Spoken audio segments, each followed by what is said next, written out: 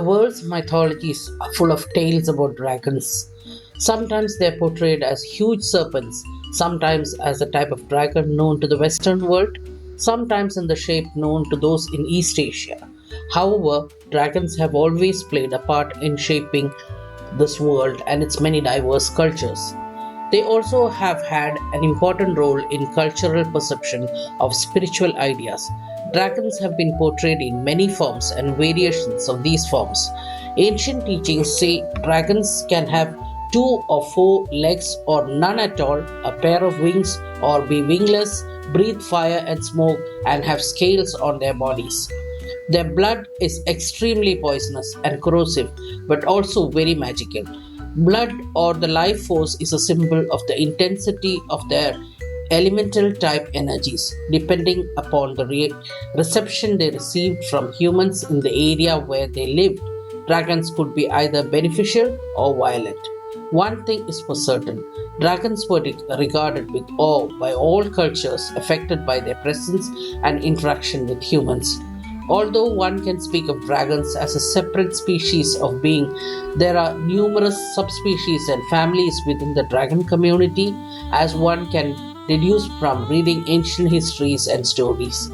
In China, for example, dragons are portrayed with four legs, a long sinuous serpentine body, and a snake like tail.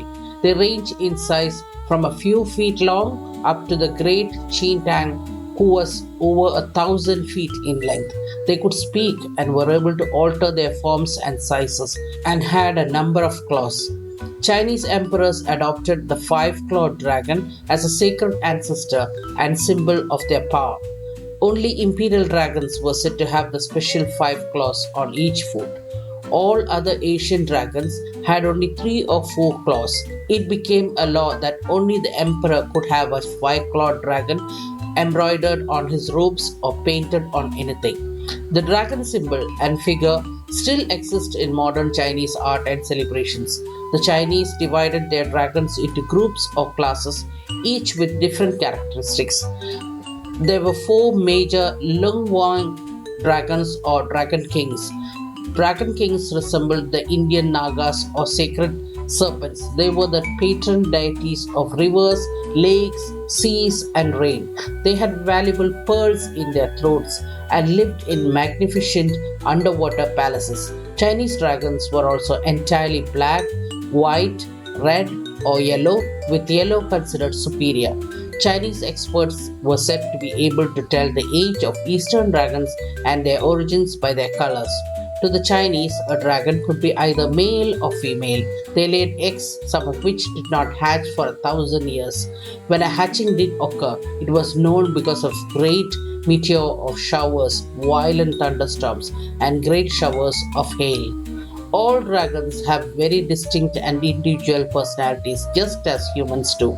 In Chinese medicine, the skin, bones, teeth, and saliva of dragons were considered very valuable. Powdered dragon bone was a magical cure-all. Old medical textbooks are quick to point out that dragons periodically shed their skin and bones like snakes do. Since the shed skins glowed in the dark, presumably they were easy to locate. Some of the bones were listed as slightly poisonous and could be only prepared in non-iron instruments. The shedding and regrowth of teeth is known to occur among certain mammals, reptiles, and amphibians. Dragon saliva was said to be found as a frothy foam on the ground or floating on the water. It was usually deposited during mating or fighting. The blood of Eastern dragons was sometimes red, other times black. Dragon experts said it changed to amber when it soaked into the ground.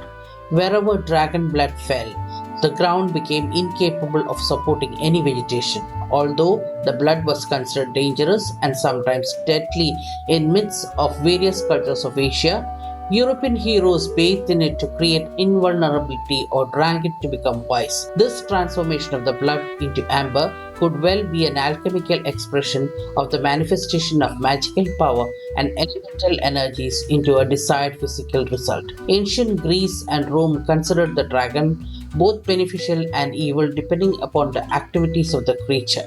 All legends agree on certain characteristics concerning dragons, among them that you should never look at a dragon in the eyes as they have hypnotic power.